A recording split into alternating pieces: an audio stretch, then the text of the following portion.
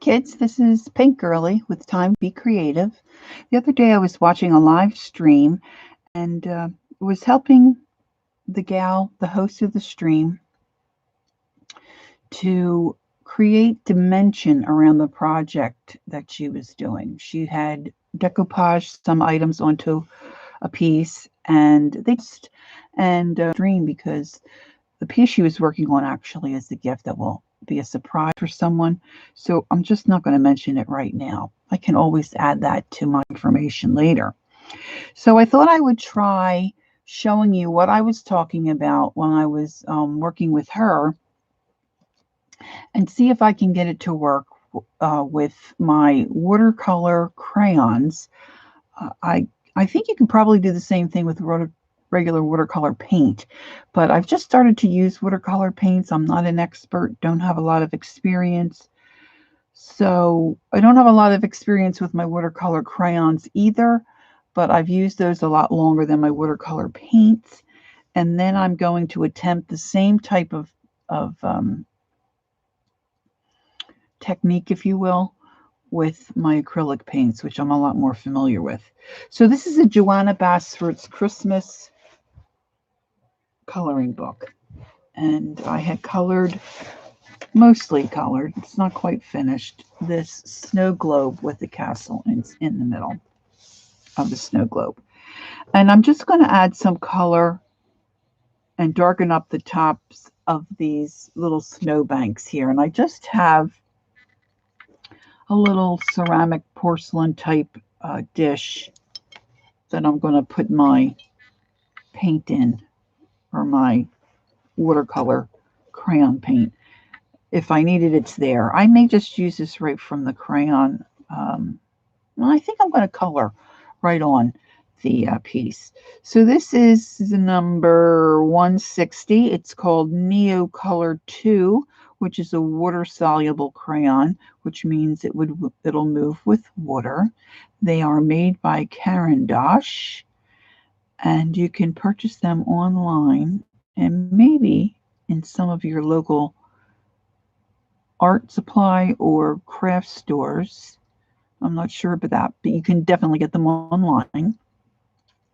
I picked up mine on eBay at a really great price. So these are older. This is an older set of Neo 2s, as those in the art world refer to them. And it doesn't have a color on it. So let me check my swatch book. I've been swatching my colors. So I went through and marked, so I know I am better with names rather than numbers. So this is called Cobalt Blue to use. And all I'm going to do is I'm going to take, and I think I'll use my water brush. So I have a water brush here, just has a little regular brush tip. I don't want it too terribly wet because I don't want to pill my paper. And I'm just going to take, this may not work. I'm just going to take, I think it will though, a little bit of my crayon, just like I was coloring the piece, and I'm going to put it on this top ridge of this little snowbank. And I'm not smashing the color in, I'm just putting a little light coat. And then I'm going to come back in with my watercolor brush. It's just damp and moist. I didn't squeeze it. And then I'm just going to come in and go over this crayon. I want it darker at that top edge. And then I'm going to start taking off a little bit of water. And then I'm going to start dragging that color down. And I think I maybe waited too long for that to come down. I'm going to add a little more.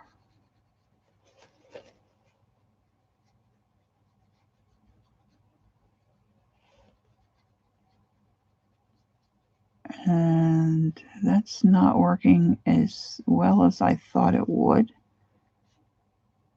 Oh, that's a bust. Let me use my regular. I'm going to use my regular. This is an angle brush. This is a 3/8 Zen Royal Langnickel angle brush. I'm just going to put that in some water, and I'm going to take off a lot of the excess. And then I'm going to scribble some of that crayon.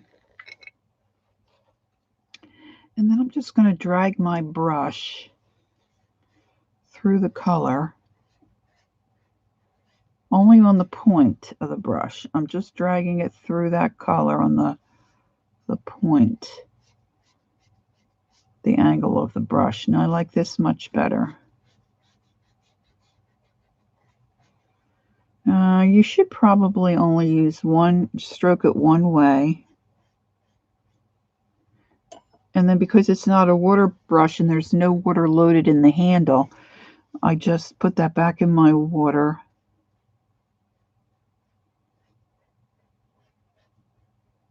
And I'm just brushing and dragging. And so I just have color on the pointy end of my brush. And then the water helps drag it across the brush. So you get this faded look. Load that on again, just dragging the tip of my brush through that scribbled paint. And then I'm just going to lightly stroke that out. So the water is really doing all the work for me to blend that color. Now I thought coloring the edge there would work better than it did. So I don't know if I did too big of an area at first. I can't imagine that it dried that quickly. Now they say if you hit these with water, they will continue to move. But maybe you have to have watercolor paper for that to really be a reality. So I'm going to come in and pick up some more, and then I'm going to go the opposite direction just because it's easier for me instead of turning the book. Now I'm not having too much success here, as you can see, but the water is gone from my brush. So I tap that in my water, and then I'm going to just take off the excess on a paper towel. And then I'm going to come back in and float that color along that edge. And this is what I do with acrylic paint, which I'm definitely more familiar with.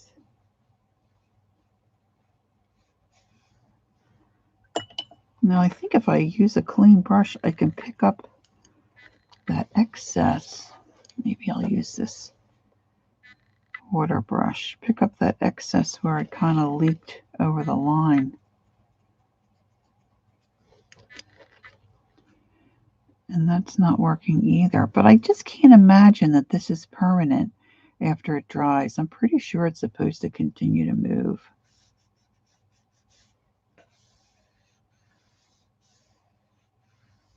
And that is starting to pill a little bit. This side over here definitely, because I really saturated that. Yeah, it came through on the other side. Well, there's a little ridge right here. Let's do that. I'm going to try coloring that line. Just putting a little mark, and I'm going to use my regular brush, not the water brush. Put it in water and tap off the extra. And let me see how that works. That's even better than the first option.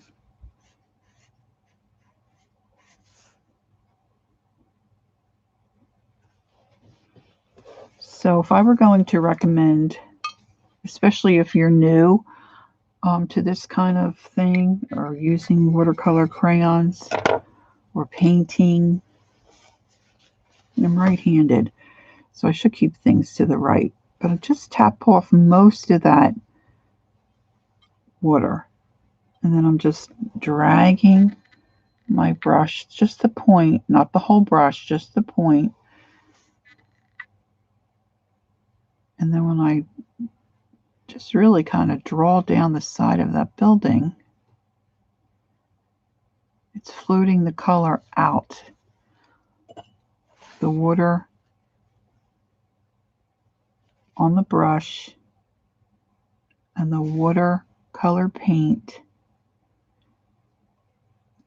is working its way across that brush to give me that floated color look. Now there I got up too high. I shouldn't have gone up that high. Sometimes you just need a little color to give your piece that you're working on a little more interest, a little more dimension, a little more something something.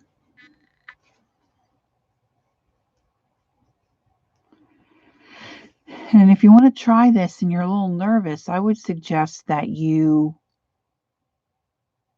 maybe color something that you're not that crazy about in practice. Now I'm just doing it along the right-hand side.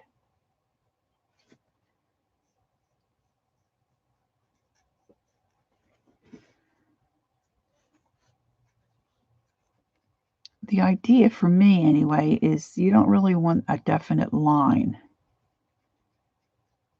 You want it to be gradual. Now somewhere in this little craft area of mine, I've got watercolor brushes that are flat like this. They're not angled, but they're flat. You could really use a square shader. I personally like the angle brush better, but a square shader would certainly work. And you might like to use one that's appropriate size-wise for your piece.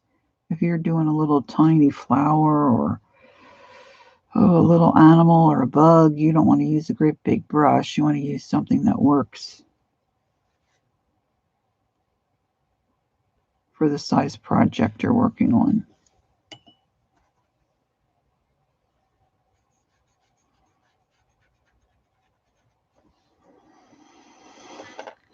Now let's see what you think. Whoops, sorry for that clunkety clunk. See, it just makes a little bit of a difference. I really like the way that looks. Now, when I did a lot of acrylic work, painting on wood, ceramics, I use acrylic paint on my upcycled items, handbags, wallets, and I always use this floating technique. So it's basically the same, but you're using acrylic paint. So I had another picture I thought I would attempt. It's a reindeer. Let me see. I thought I had it marked, but you can see that I don't. Got fussing around, and I guess I have my little page marker.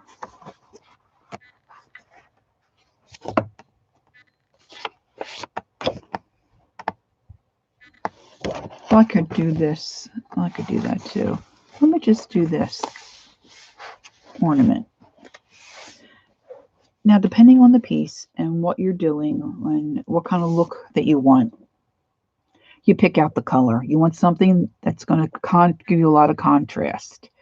And so I think for this, because the ornament is gold, it's got red poinsettia, a lot of green leaves, I'm going to use a brown color.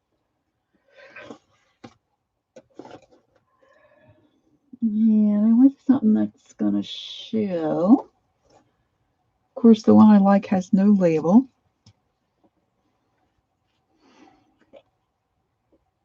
So I think this might be good, but I don't know what color that is to tell you. So let's not use that. It's probably a chocolate brown. But let's go with something I know. Let's use this light cinnamon, see how this works. So this is a Deco Art Americana acrylic paint. Light cinnamon. And so I'm going to put this in my same little work tray. And I'm trying to see where it might be. See if I've got other books stacked under here. I want you to be able to see well what I'm doing. That might work. And so I have my napkin or paper towel, whatever you're using, at the ready. I'm going to use my angle brush. Again, you can use a square shader. And I'm just going to take a little drop of paint because I don't need much. I'm just putting my brush in some water. Just in the water, out. And I tap it on the one side, flip it over, tap it on the other. And I'm going to load my brush with a little bit of that paint right on that very tip. And then I'm going to work it through my brush. So you can see here on this dish, you've got darker color here, and the color moves across the palette because the water is floating it across your brush, and that's what you want. And then I will rinse and I will reload. So I tapped it in my water, tap, tap. And that looks like I had a little bit of, oh, I've got some suds in there. Tap, tap, load. And the same thing, you load it and then you work the paint through your brush before you go to your piece. Now, tap, tap. If you want a wider, broader dark line, you put more paint on the point. And you work that through. See how it's much wider? You have a darker paint area, and then it continues to float. Now this works really well, like I said, on wood pieces. I use it on leather or faux leather when I'm painting upscaled stuff. Watercolor paper, it certainly works on. And now we're going to see if it works on paper. So I don't want a whole lot, so I'm just putting a little bit on the corner of my brush, and I'm going to start working that through. And then I'm going to take it to my piece, and I'm going to come under here, and I'm just going to go around the inside of that bow. I'm going to rinse, tap on my paper towel, take out most of the moisture. And you'll be able to tell if you need a little more paint. And that's going to start working through your brush. And just light pressure. And you're just spreading that paint. And you can see it's starting to move across the page. Now this is permanent. Once it dries, it's not going to go anywhere. Let me see if I can pick this up.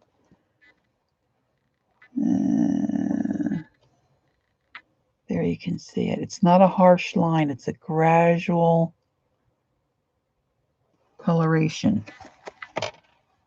Let me see if I can get up. I'm going to go along the outside edge of that ribbon. So again, I put my brush in my water and I'm tapping off most of the excess, adding just a little tiny bit of paint.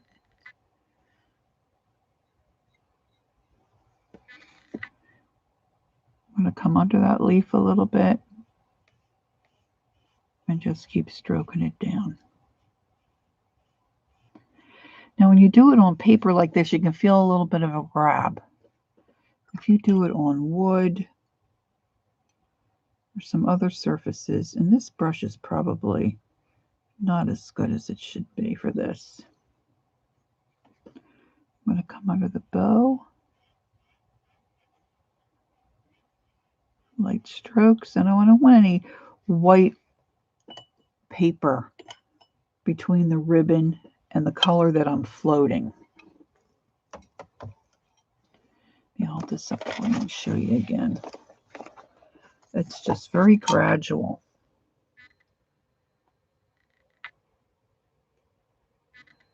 And it just gives you a little shadow, but it kind of makes the ornament or whatever image you're working on pop. I'm going to do a little bit around the holly leaves up top here.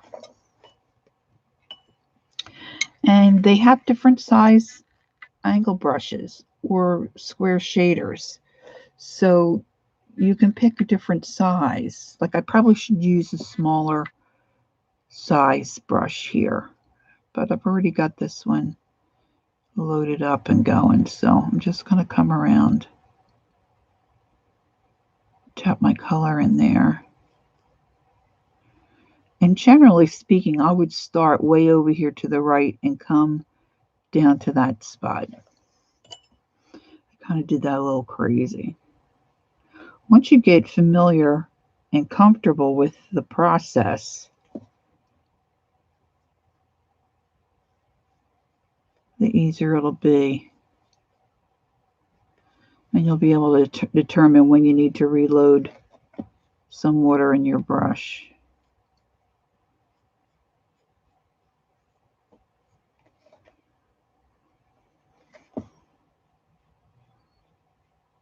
I'm getting a little wide there. Probably should have had a little less paint. Tapping off that extra moisture.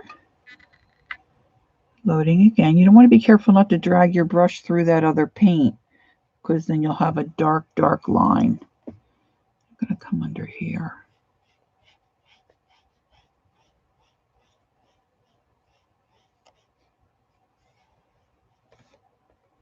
Now, if you compare the one side to the other, I think you can definitely see a difference and see how it looks like.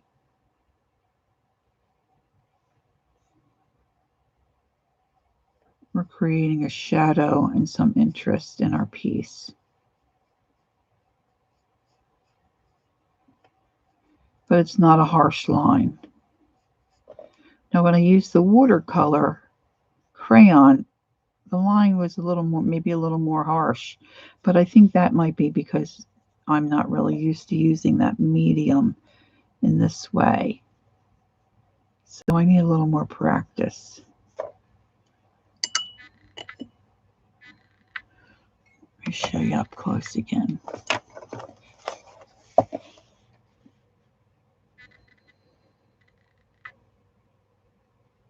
Let's see if we can get it to focus.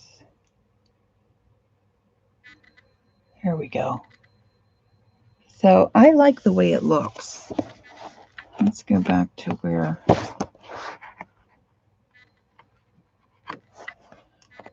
what do? We did that snow globe, right?